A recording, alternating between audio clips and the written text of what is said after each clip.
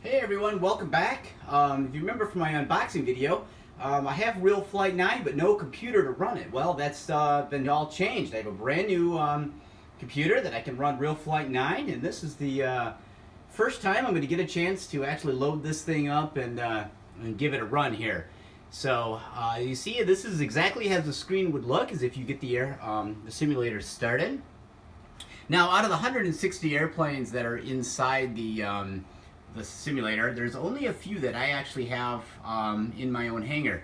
Most of mine are all warbirds and are all a little bit older Park Zone and E-Flite models. There aren't too many of the older models that made it inside the simulator, but that's really not too much of a problem because this also gives me an opportunity to fly things that I don't have. But to start with, we're going to scroll through the select aircraft here, and we're going to pick an airplane that I do have, and we're going to give that a shot first. So these are all alphabetized, so we're going to scroll up here to E-Flite, and we are going to start with the E-Flite Timber, which I have in the hangar, and I fly it a little while, or once in a while here. Got a color scheme option here. It doesn't look like there's any optional schemes. So let's go ahead and pick that up. So, all right, so we have the E-Flite Timber loaded. I'm using the Intralink DX simulator controller that came with the simulator software. It just plugs into a USB on the computer. If you look down here, you can see my mouse moving along here. Down here we have the controller, so you can see we're going to move the stick around here, and you can see the stick moving on the screen. We also have a flight mode switch where we're able to, let's see, figure out which one of these is. Well, as you see, I haven't got everything completely set up yet, so I'm going to kind of pick around here. All right, here we go.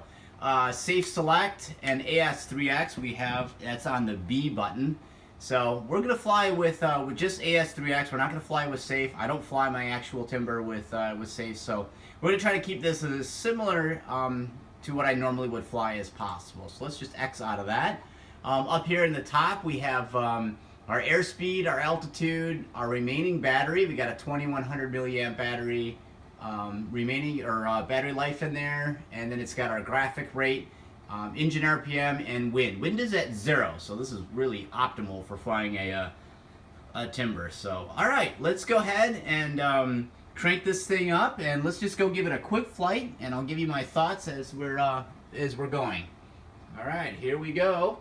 Let's get a little up elevator here, and some throttle, and we're rolling. Ease off the elevator a little bit, more throttle, and we are in the air. Here we go.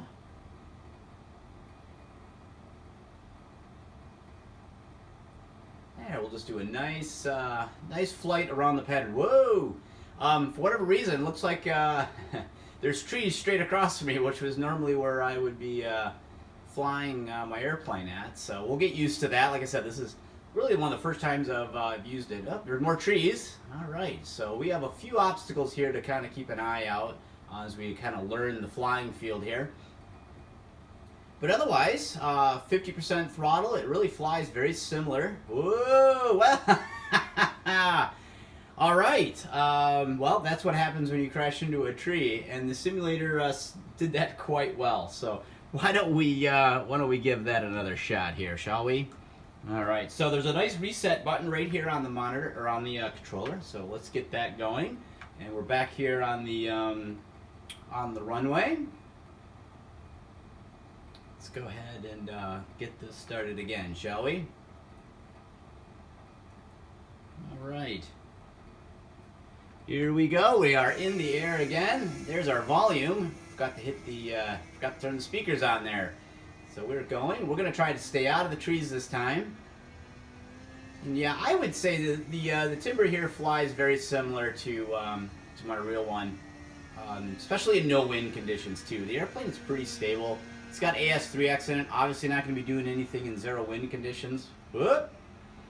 Now, we still have a little issue with the with my setup here. The computer plugged into my TV. Every once in a while, it kind of wigs out for a moment. But I don't think that's a simulator issue. I think that's more of a connection issue between the graphics card that I'm using and the TV. So, yeah.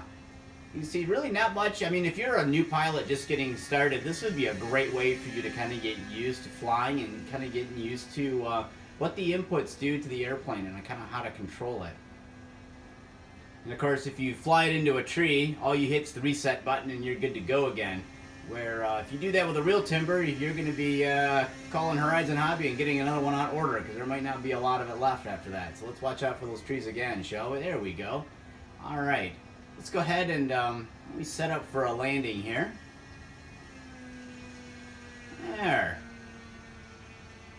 Yeah, if for any new pilot starting out, honestly, this is really the best way to get going. This is a reasonable investment to get into the hobby and start learning. It's way easier to start with this than it would be to start with, let's say, a Hangar 9 P51 Mustang. Even though that it's awesome, that's the quickest way you can turn your hard-earned money into garbage. Here, very low risk. Let's just go ahead and set this thing down. Whoop, there we go. We'll try to stop it here in front. Let's try the flaps out here.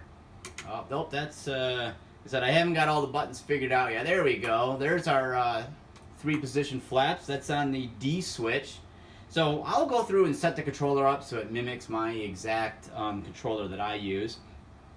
My D switch is actually my safe modes, and my B is my flap, and A is the gear. So I have to do a little work just to get it to match how mine is. But overall, I would say that RealFlight 9 here is definitely a very realistic simulator.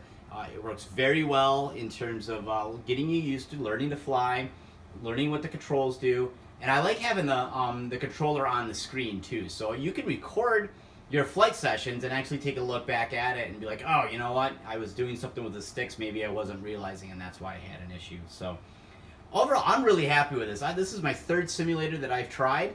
I've tried a couple different ones, and I didn't really care for them.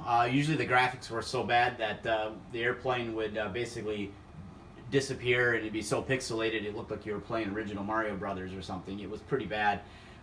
This one's pretty good. I'm pretty happy with it. I'm excited to get inside of it and try some different aircraft and try different wind conditions so I can really practice. For me, for the winter, this is going to be an ideal way for me to stay proficient while it's snowing and blowing outside. So come springtime, I am ready to rock and roll and get my airplanes back out. So that wraps up the initial flight of RealFlight 9. I'm going to go dig through the menu here and see what other cool planes I can find.